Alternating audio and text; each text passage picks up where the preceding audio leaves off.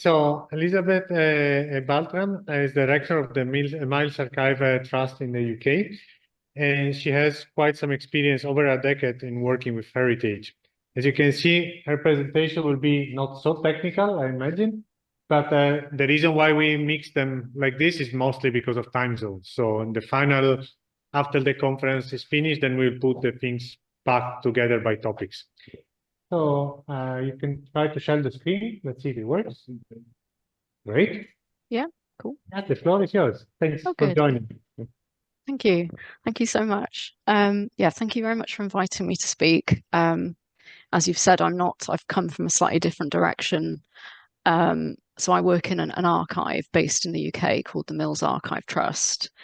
We're global in our coverage, and we preserve and promote the history of milling, but then through that, by association, the power sources that have driven things like windmills and water mills, so wind and water. And we've been going for about 22 years now, I think. So what I'll be talking to you today is about a project that we've just launched in collaboration with several other organisations. I'm the director of the Mills Archive. My email address is there, director@millsarchive.org, if you want to get in touch at any point. So I will start by giving you an overview of, let me just check. Yeah, cool. An overview of the project. I will then spend a little bit of time giving you an introduction to some of the organisations that are involved. And then I'll come back to how you can get involved if it's of interest. And then hopefully we'll have some time for Q&A. So just to give you a little bit of background in terms of what's led to this project. So my organisation, the Mills Archive, was introduced to the World Wind Energy Association a couple of years ago now through someone who's a freelance energy archivist, someone called Collier.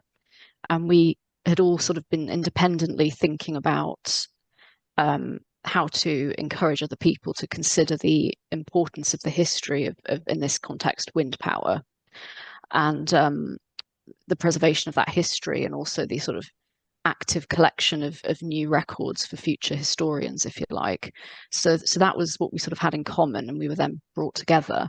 We've been doing some initial work, but it's all been pretty much voluntary until we managed to get this small grant through something called the European Heritage Days. It's funded jointly by the Council of Europe and the European Commission. And they've given us €10,000. We're one of 8 winners around Europe.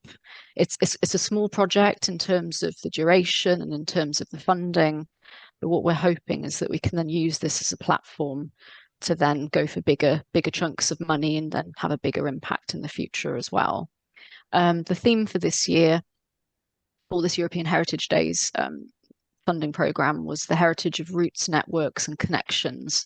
And that seemed also particularly relevant in terms of looking at the history of, in this case, wind power and how that's developed throughout Europe, because, you know, there's been idea exchange, and I'm sort of learning more and more that you kind of have to look at the bigger picture. You have to look at what's been happening in different countries to understand sort of all the different interconnections, if you like, and why things are now the way they are. So the project's called Mills to Megawatts. And what we're trying to do is connect the old, the really old with the really new. So the traditional, you know, wooden windmills up to wind turbines, and looking at how the wind has been used to do all sorts of things in history. And then in more recent times, obviously, to generate electricity. We're keen to capture things like important individuals, important inventions, important places, related organizations as well. And our motivations for this are there's an educational element. You know, we want to help educate the public throughout Europe about this important history and what is happening today in terms of wind energy, help to publicize the work that you were all doing, encourage more research into this area, and also to then protect the history as well.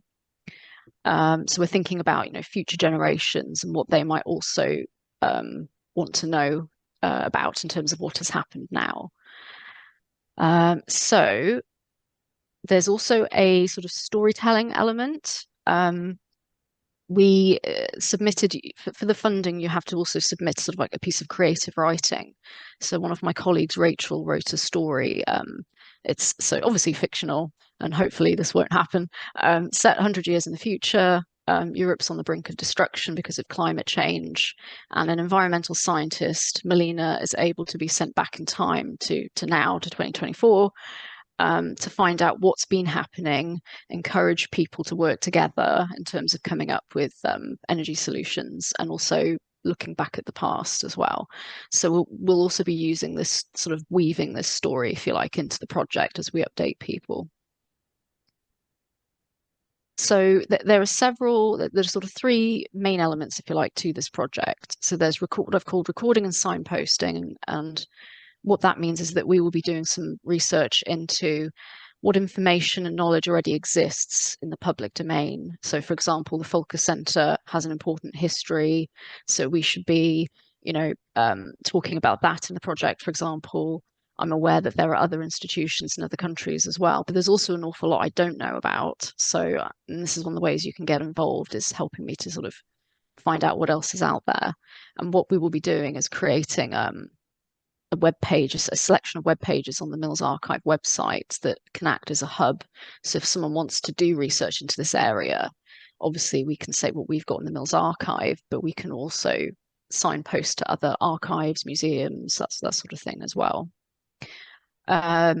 Related to that sort of centralized hub, we're going to be creating an interactive map. So the idea is that people can explore, as I say, sort of key inventions, key places, key individuals, sort of expand and sort of look in different countries and see what's happened, map out routes as well, and then have more information if people want to read more about an individual, for example, who's been very important, one of the pioneers, for instance. And a big element of this is public engagement, because, as I say, I don't necessarily know, and my colleagues don't necessarily know everything that's important to be captured and to be recorded. And you may all know much more about that than I do. So it'd be quite interesting to have a conversation about that at some point. It's not going to look like this. This is just my terrible PowerPoint slide. But again, this is just me trying to show you how there are different elements in terms of the information that we're trying to collect and then make available.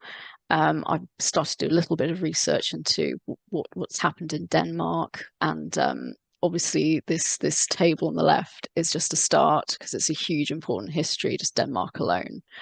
And I'm aware that, for instance, the Folkecenter has got information on this already that we'll be consulting as well.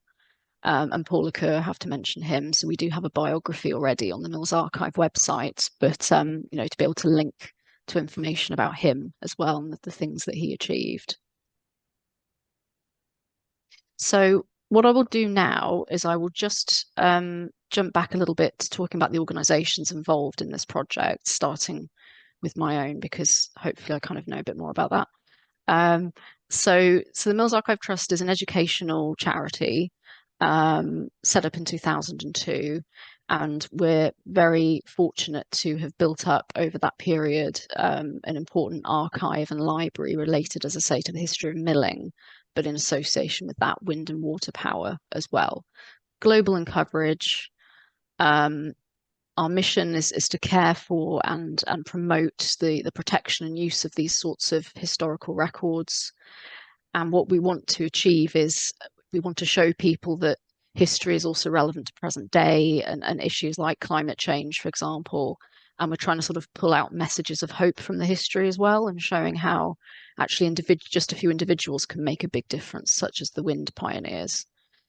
We've probably got about 3 million records. So by that, I mean like photographs, letters, artworks, large technical drawings, all sorts of things. So I've just got a selection of a couple of images on the left-hand side.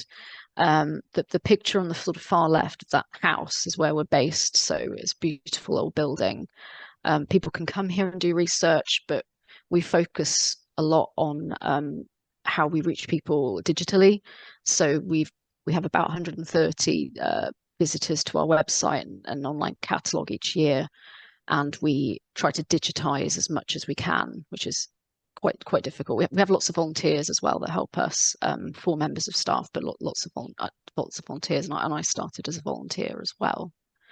I've just wanted to pull out a couple of images I quite like from the Mills archive. So one of the things I'm trying to do in different guises is show like senses of continuity in the records. So for example, you've got on the left there a windmill sail, obviously made out of wood. But what I quite like about this image is you can see that they weren't just flat pieces of wood. They were trying to make them aerodynamic. So there's a curvature to it. And then I just quite like this sort of echo of a similar kind of thing, but obviously much more modern in terms of this workshop on the right, where a wind turbine blade is being manufactured as well, later 50 years or so later, which I quite like those two. We've also found in our collection an interesting set of records relating to someone called Edward Lancaster Byrne, English engineer, and he was involved, particularly in the 1920s, in trying to improve the generation of electricity from the wind. And he started off, so that picture in the middle, he started off by building literally little windmills like on the roof of his house to then power the lights in his house. I've also seen some sort of old images in terms of the Danish developments of wind, and it's a similar kind of thing. And I just really like it because, again, for me, this is sort of like the link, if you like, between the old and the new. And then over time, he developed his technology. So the image on the right is where he's then developing effectively early wind turbines that were then being sold to people, manufactured in different places. We are actively collecting people's archives, particularly from sort of the 1960s and 1970s onwards.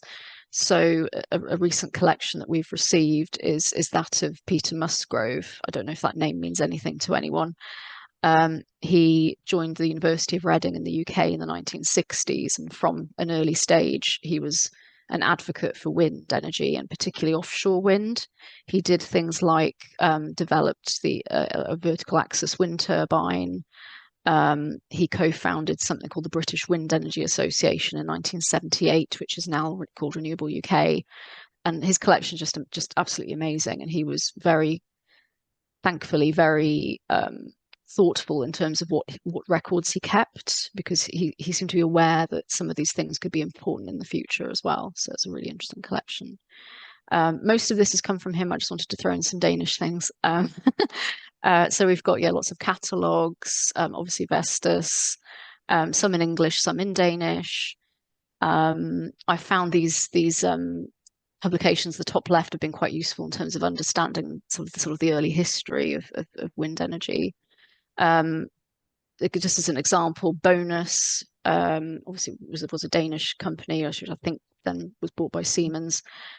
We've got obviously the sort of flashy literature, but also correspondence. So this letter in the middle is from someone called Henrik Stiesdal, who some of you have probably heard of. Apologies if I've terribly pronounced his name.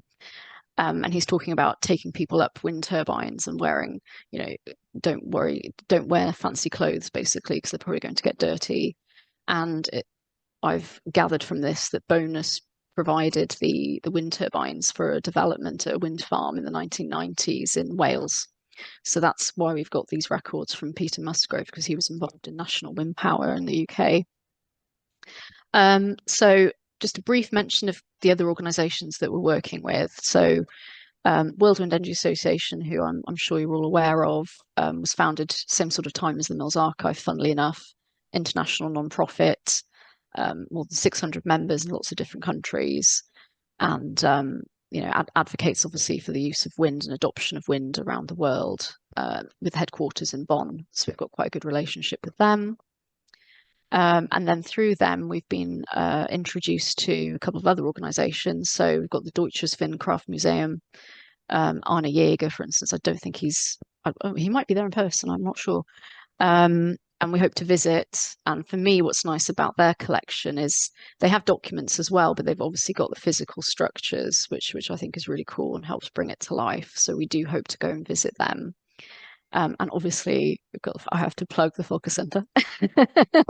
And again, very much hope to come and visit, again, because you've got the structures and the fact that you've been around quite a long time, and that fact that you've been, you know, doing research and then encouraging other people to take that research further, you know, been sharing that information, I just think is very, very interesting. So yeah, hope to, you know, work with you more closely in this project and learn more about yourselves as well. So in terms of how you can get involved in this project, do contact me, so director@millsarchive.org, or if you would rather go through someone you know at the Folkecenter, for example, you know, we're interested to understand what you think is important in terms of what we should be highlighting to the public. So that could be key people, key countries, key businesses. So do bear that in mind. It'd be good to hear from you. And similarly, if you work in a business, do think about the records that you have, which may include digital records, and how they might be important in the future for historians and the general public. So just give that some thought.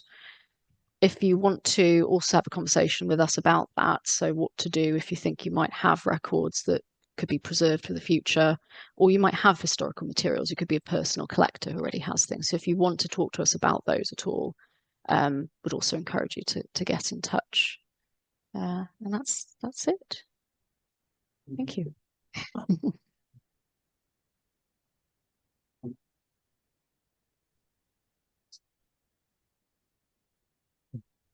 Thank you very much for the presentation. I actually have one suggestion from our 7th conference. I will put now the link in the chat. We had a presentation with the video from an association, a university who is rebuilding the old Greek wind turbines into producing electricity. Of course, they will not produce much, but it's just to keep in the landscape as they are and make them functional. So that could be of interest for you.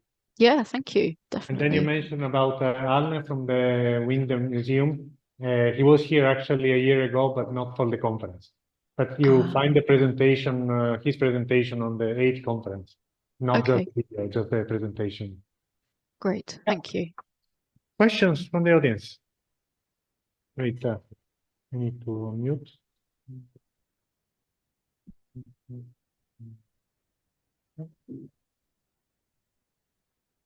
Well, yeah, just come closer, please. Hello, my name is Laura. I'm from Danish Technical University. Thank you for a very nice presentation. I like this historical perspective. I was just wondering, are you also planning to make a book about this, like a more old-fashioned, or is it only a digital archive, or? So for this, that's an interesting question. I mean, for this project, we're focusing on digital outputs, but separately, what we're doing as an organization, as the Mills Archive, you know, we're doing lots more in this area, and I think a book would be a great idea. Yeah, and very much, yeah, because we also have a publication series of our own, and we understand it's great to actually have a physical book as well as digital things. So I don't think we can do that within this project, but this isn't the only thing we're doing. So if you had any ideas or wanted to do something collaborative, yeah, just let me know. I may have. Another question, I was a little bit curious about your educational approach. How do you work with that? You mentioned that in the start of your presentation. Yeah, so we are an educational charity. So, for example, one of the things we do is we make all of our information freely available. So we have, as I say, millions of records. We digitize as much as we can, and then it's available online for people to do research. But in recent years, we've also done so we work with sort of older people, people at university, and we have a very good relationship with our local university. We also get a lot of volunteers and interns trying to get work experience. But we've also been doing more with schools. So we've had a separate project with much bigger funding where we've been doing things like art workshops for local schools and from children from sort of deprived areas to sort of explore wind and water, but sort of creatively, and sort of drawing and painting and that side of things. So yeah, we're doing more and more things now. Thank you. It's all right. Thank you. Are there more questions? No. So thank you very much for joining.